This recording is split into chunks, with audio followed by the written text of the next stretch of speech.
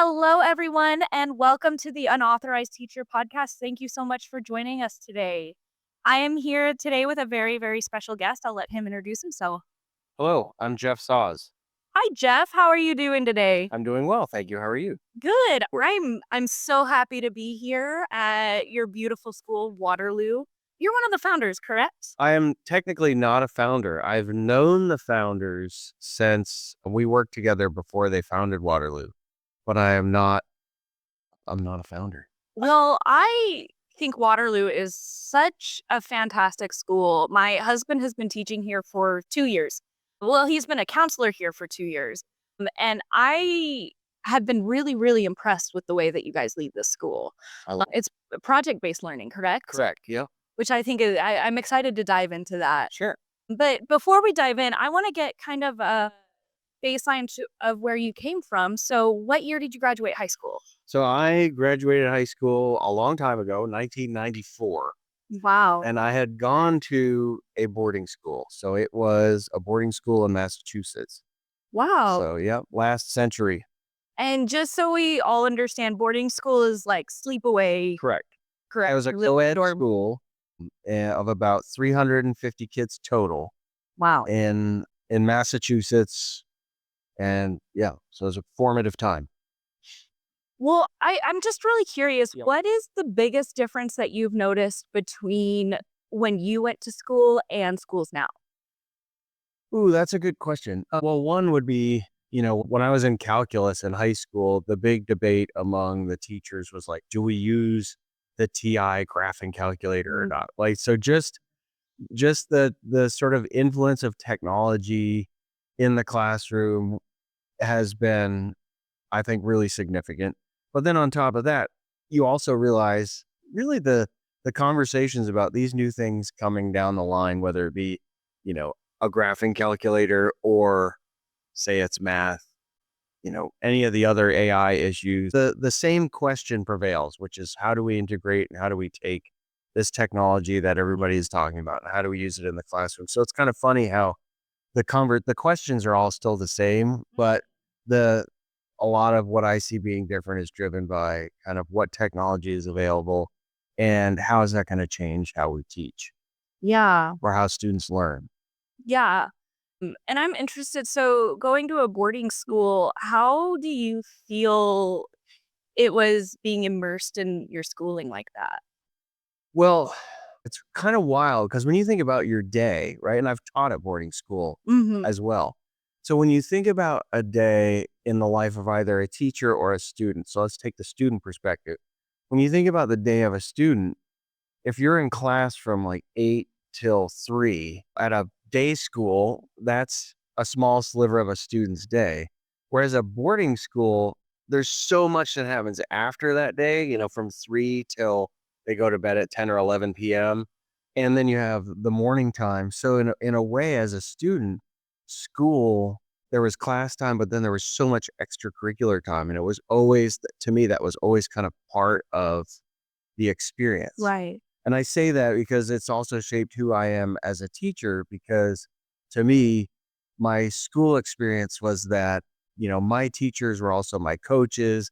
They were also people who were in the dorm at night, kind of watching over and taking care of us. So that really influenced how I wanted to be a teacher and that I wanted to have that same type of involvement, not just in the classroom, but also, like in the theater or on the sports teams or sort of outside of what they do. So whether I've taught in a boarding school or in a day school, that's always really strongly influenced how I approach teaching or why I think my job is really, valuable and important. Yeah, yeah, fascinating. Well, while we're on the topic, I wanna know what teachers have inspired you the most? Well, sort of in a general sense, the sort of broad brushstroke is the teachers who really have always sought to figure out kind of what I loved, like as a student, what I love, what I do, and the ones who always tried to reach into that and connect that to the classroom, sort of in a broad sense. But then when I think about high school, like, one of my mentors is actually still a friend of mine, and he was my advisor and my first when I first showed up to high school in 1990, he was my soccer coach. and he ended up being my advisor and my coach. And then later, when I went back to teach at that same school, he was a mentor in my teaching and a mentor at the beginning of my career. Doug Burbank, he was my squash coach, my soccer coach, my advisor. He was a math teacher, a computer science teacher. Like, he just did everything. And so he was also kind of a carpenter and a tinkerer. And if you know me at all, like, I love doing those sorts of things as well. So we've always had this kind of bond in, you know, doing, like, when I went back to teach, for example, we would go and play squash together and we go for runs together. So we always had this kind of bond as a mentor, almost like an older brother. And then as that grew through his mentorship and my teaching, we've been kind of lifelong friends. He came to my wedding. Like, we've been lifelong friends ever since. So, that type of bond, I think it's rare, but it's really valuable and important. Would you say he took an investment in you early Yeah, on? for sure. Yeah. And there were times where, like, he scold is kind of a weird word, but there were times where he would correct me if I did something ridiculous. So he was as much a supporter as he was who was someone who said, like, kind of, I see a better vision for you, and here's how you need to act, behave, and work to get there. That's beautiful. Yeah. I love that. He saw a vision in you. Right. I love the Right. way you worded that. Yeah. And what made you want to become a teacher? In college, this won't surprise you, but in college, I wanted to be an engineer initially. And then as I, for somewhere between around sophomore year of college, I started to realize I really wanted to be a coach and the kind of mentor to kids that I had in high school. And so I had started to think about, how can I move forward in, because I was a rower, an oarsman, a rower in college. So I was like, I want to go back and teach and coach rowing in high school. And that's what I did.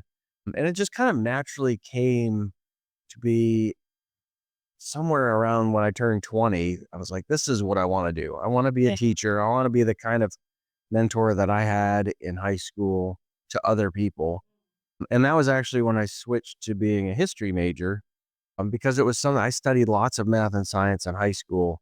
And I was thinking to myself, well, I kind of want to do something I haven't ever done that much. And so I jumped into history, and that's kind of been a driving force for me ever since. Beautiful. And how long have you been teaching? When I graduated from college, I started coaching at my high school where I went, and that dovetailed into me teaching there. So pretty much 1998 on, I've been teaching. So getting closer to 30 years. So how long have you been teaching here at Waterloo? I've taught 1 year. So Oh, wow. this coming up is my second year. Yeah. Yep. What do you teach here at Waterloo? So I teach engineering. I should say I've taught here engineering, history, and the junior project, which is a year-long class.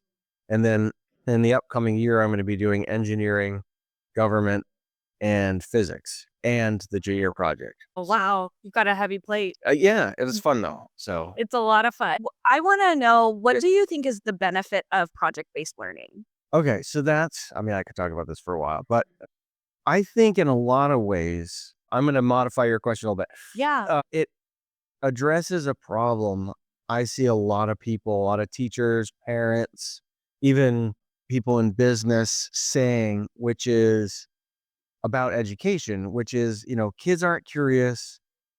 Kids don't have a chance to solve real problems. How are they learning how to be participants in society? And I think project based learning answers those questions really well. Mm. If done well, and I'm not saying, I do it perfectly. I'm just saying I think that's really valuable that kids see as they're growing, that what they're doing, what they're learning, how they're learning, all has a sort of tangible, real outcome to it. Mm. So, for example, when I assign them, even in like a history class, for example, when I assign them, say, we're studying the Cold War in European history, and I ask them to design a board game where the participants in the game have to learn about the major facets of the Cold War in order to be successful in the game, then they then drive and design almost the lessons so that they're figuring out Mhm. what is it that they need to know in order to produce that kind of product.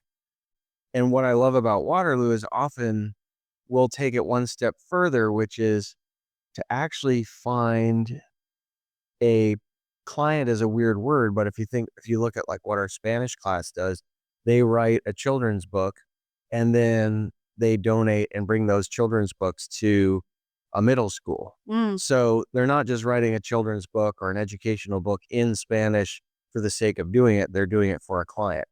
So like when to your question about junior project, for example, in the showcase that we do, the projects that the juniors do, it's not just for their own satisfaction. It certainly satisfies their own interests, but the project is designed that they're doing something for someone else, right. you know? And so, like, I had a student, for example, do a really cool project where she was doing marketing videos for nonprofits in Austin. So she had to reach out to nonprofits. She had to work with people, understand and empathize with what they needed, and then produce basically, you know, a draft of a say a video and then work with them and getting feedback. So the process of that, it's not just learning how, you know, to make videos or to do a like this, like to do a podcast or do a photo shoot or any of the things she did. It was also about how do you work with a client? How do you really understand what they want? How do you put aside your own kind of interest in design and really satisfy the needs of others? And so I think when you really embrace the idea that that's a great way of learning Yeah. because you're doing it, it is unique to that student, but it has value to the community. Yeah. Then the students get really invested. They start thinking, well, you know, younger students start saying, "Oh, for junior project, I want to do, you know, X, Y, and Z," and they start thinking about it at an early age. You know, sophomore year, they're really starting to think about what do I want to do for my junior project. Yes, it's a milestone, but also they get excited about the fact that this is something really neat to do and it has a lot of value. Right. And it has a lasting impact as well. Exactly. Right. Years later, I'm sure she's probably still looking at those nonprofit commercials and, we're still using them. Right. Or you come to a realization by doing that, well, you know, this may not be something I really want to do in life, but I loved doing it in the moment, you know? So having those experiences of like, you know, you don't know if you really love something until you do it. And you might and so if we can provide those opportunities through this process as well, I think it has serious value. Yeah, absolutely. I also love that they get to exercise creative problem solving skills, because in a classic classroom environment, Right. it's not necessarily rote memory anymore, Right. but it still is a little bit of that rote memory, and you're not using those creative problem solving skills. And that's what I love about project based learning Right. is when a problem comes up, you've got to solve it. You gotta solve it, yeah. And what's so when I think about, say, thinking forward to this physics class I'll be teaching, you know, very often, like, even the way I learned some of physics, you kind of learn the formulas, you learn various applications, and then you apply it. Whereas my approach is more, here's the scenario, here's the need of, you know, a customer, for example, and then put them in the process of figuring out what is it that they need to know in order to tackle this problem. So, you know, for example, one of the design challenges in physics class is going to be we're going to go off grid for our retreat, but we need to be able to charge our cell phones. We need 5 volts to charge our cell phones. You can use wind, water, or sun to do it, but you have to figure out how to design a circuit in order to make that happen. What do you need? And so they then go in the process of figuring out, well, what are the formulas? How do I do this? How do I make a voltage regulator? What do I need to do? And then the process of learning that, they'll actually understand and apply the formulas and the properties and the general rules of electricity and magnetism to make it happen. I Stitch bet you better. I bet you they're never gonna forget. I hope not. you know? That sounds like such a fun project. Well, I remember stuff I did in physics class, 35 years ago because it was hands-on. Yeah, yeah, yeah. And, so you remember those little points, and the more we can put kids in situations where they're actively engaged in solving problems, then they'll get used to being a problem solver. And if they do it in teams, which I think is the best part, and they're not doing it individually, then not only do they become problem solvers, but they become good collaborators. Yeah, And I think with all the changes, going back to kind of the initial, like, what do you see changing? One of the things that always I believe will be necessary through all education is how are you a good human? How are you a good teammate? And how are you someone who can think on your feet?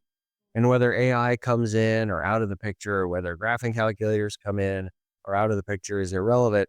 If you're a good human, you can work with other people and you can be a participant in problem solving. Those are forever skills that are exactly, valuable. exactly. What is a time when you have felt particularly successful as a teacher?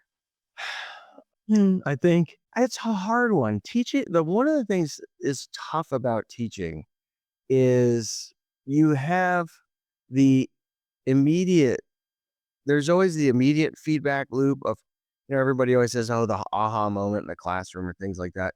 And that's kind of nice when you see a kid figure something out. That's cool. I think the what's the most rewarding is actually it's a really delayed feedback loop we get as teachers. Sometimes you'll teach kids and you don't realize, sometimes they don't, but you don't ever hear about or realize till a long time later that something you did was really meaningful to them. And I remember once running into a former student of mine at a University of Texas football game.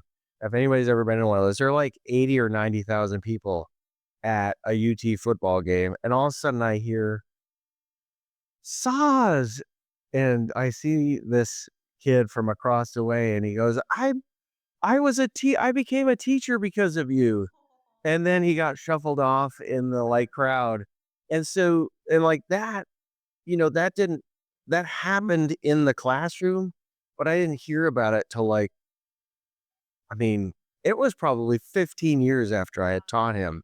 So, it's things like that where sometimes we work so hard to teach kids things that they're going to hopefully become in the future.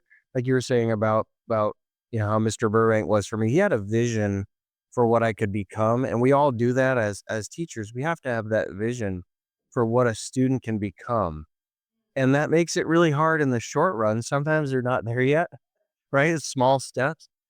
And so as a teacher, you don't always get that kind of feedback of like this class or this moment really had a lot of meaning for me as a student.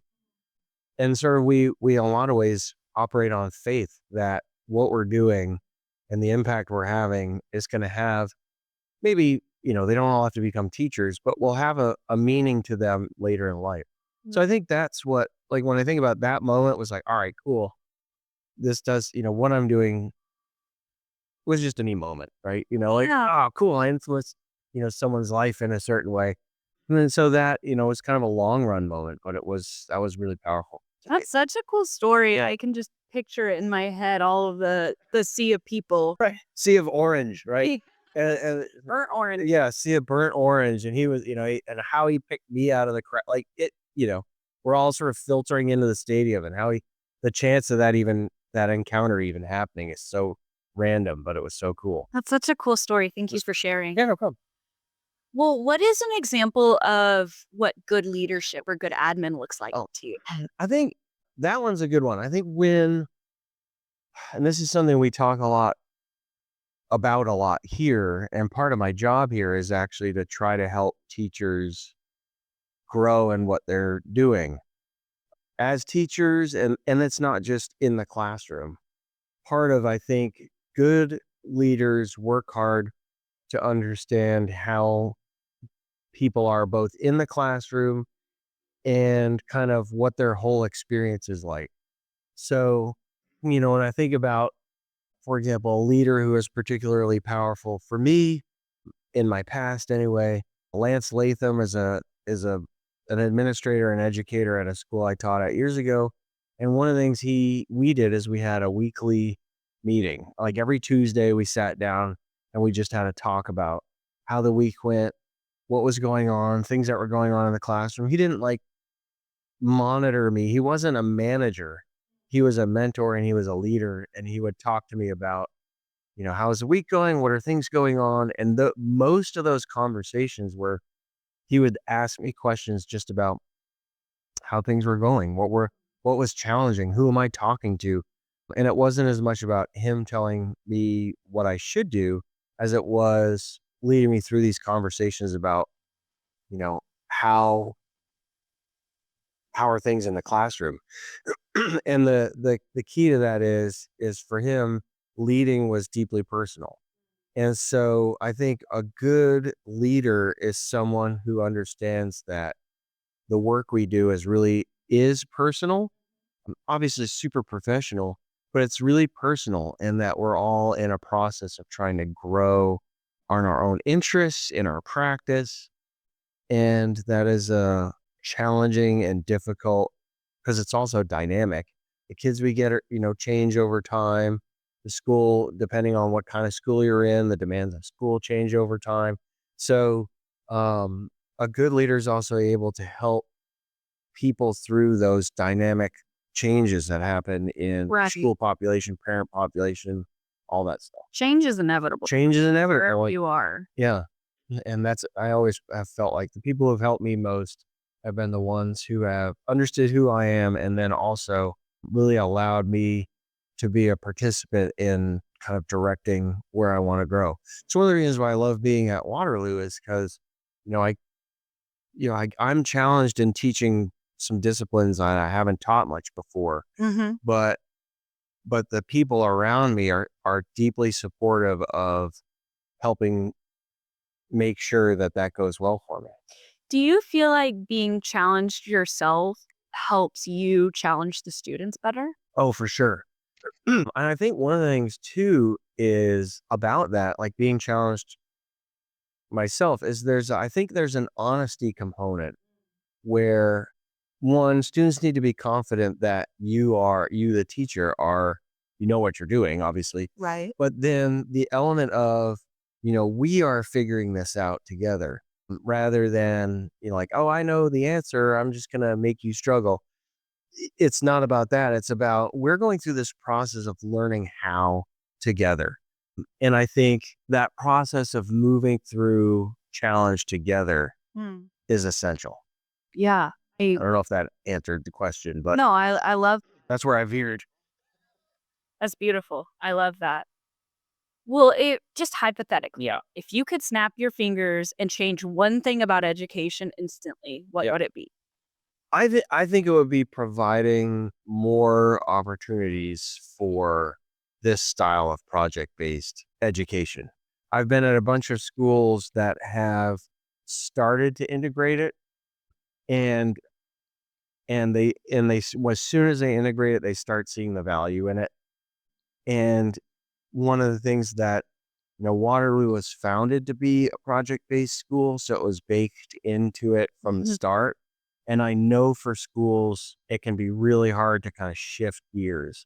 If they're initially in a more traditional setting, bringing in that project, it's hard to do. There's a lot of training and a lot of figuring out to do when it comes to becoming project-based. So it would be to I would be to give those schools more time to be able to implement it, make it their own, and really run with it because I think it's really valuable. Yeah, absolutely. Well, this is my very favorite part of the podcast. What is your funniest student All story? right. So I'm going to go back to one time I was teaching eighth grade. Oh gosh. It was a school in Fort Worth, and it was a super cool program. I was teaching humanities, which is really neat. And this particular scenario, I was actually teaching, like here at Waterloo, we have a class called X term, which is where I taught an amp building class.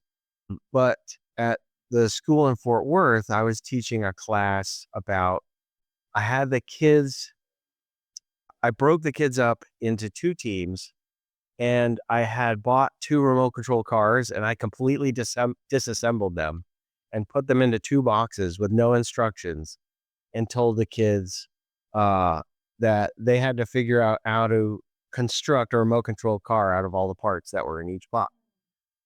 And they were actually like, "Well, who's our leader?" And so the head of the middle school or the assistant head of the middle school was the leader of one team, and that we had got just hired a new head of the whole school, and he was the leader of the other team. So actually every Wednesday, the head of the middle school and the head of the entire school would come to my classroom and work with the kids. And I don't know if it's as much it was the funny part of that was to just see how competitive those 2 got with each other. Yeah. But in a way, you're doing it with a bunch of like 12 and 13-year-olds. And so this is more of just like happy energy. The kids loved being a part of a project with, like this head of school. And I think the funniest part was when, he would challenge the other team to some sort of duel with they finally built their remote control card. And then how excited the other team would be when they beat his team because they like beat the head of school. And so I always look back to, times like that, which are super fun. I'm trying to think, gosh. So this is the first year of my teaching career. I haven't also been a coach because I've always coached one or two sports. And so, kind of like my mentor, I've always had students both in the classroom and like on the soccer field or on the rowing team, or I've coached golf, cross country rowing. I've coached a bunch of different things. And so, a lot of times, the the sort of funny things that happen sometimes happen in on a sports team or happen outside of the class. But yeah, like, for example, the day before the play here at Waterloo opened, somehow the lighting board had gotten set to a fade of, like, 12 hours. So if you were to try to turn a light on, it would take 12 hours for it to turn on. It was a pretty big deal, and we don't know why it happened, and the student who was running lights he had figured everything out himself, which is really impressive. But there was a moment of panic there where it was like, "What are we gonna do with this now?" And I just remember looking it up online real quick and showing him, like, all I did was, Google search this lighting control board and this very problem, and, like, it solved the answer I found was, like, what I tried, and it worked. And I think in some ways for him, that kid he really took that, and that was how he kind of empowered himself to figure out how to make the whole system happen. But that was kind of like a, "Oh my goodness," moment, like, "Are we gonna have to bring this thing back?" But we didn't. It was fun. I couldn't imagine the fear when those lights. I think it was a moment.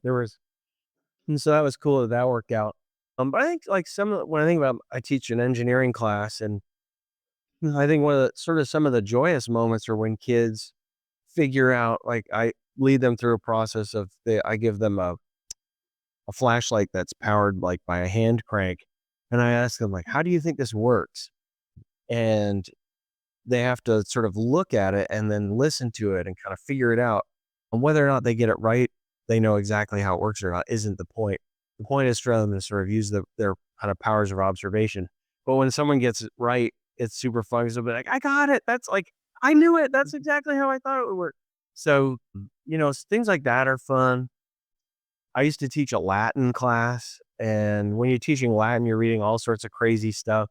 So sometimes, we'd be in a Latin class. I remember this is a long time ago, but I had a student who was trying to figure out a couple of phrases in Latin, which are probably inappropriate.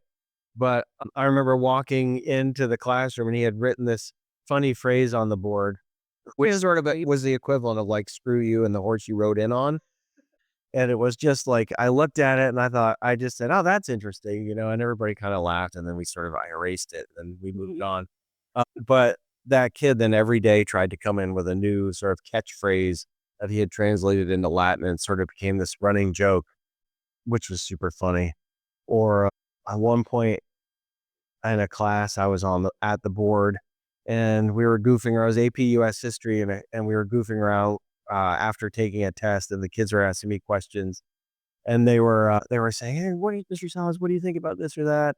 And I had kind of written close to myself, like, "I don't care." And then, I sort of pointed to that, and it was a funny moment. So I think there are moments in the class where you kind of inject. The kids have to laugh because I'm their teacher, but when they're comfortable enough to know that we are, like I said before, we're working through these things together, then they know in a lot of ways that you can kind of goof around and not feel so threatened by like failure, for lack of a better Right. term. It's good to have a safe place to fail. Yeah, right. And that phrase gets thrown around a lot in education, like freedom to fail and this, but a lot of times I think especially for teachers, what does that failure look like? That is an undefined, like what does that really mean? And I like to refer to it as fearless curiosity, right? Where I want students to be fearlessly curious. Here's kind of a funny story. It's not like haha funny, but I had a student once come to me. I play the guitar and I build guitar amplifiers and I build guitars. And he had this electric guitar. He came to me and he was like, "Mr. Sons, my guitar's not working." And I said, "Well, what's happening?" He said, "Well, when I flip the switch, it doesn't work and it's kind of intermittent." And I said, "Well, have you taken it apart?" And he said, "No." And I said, "Well, why not?" He goes, "Well, I'm afraid I'll break it." And I said, "It's already broken." Yeah. Right? Like, and he said, "Yeah, that's a good point."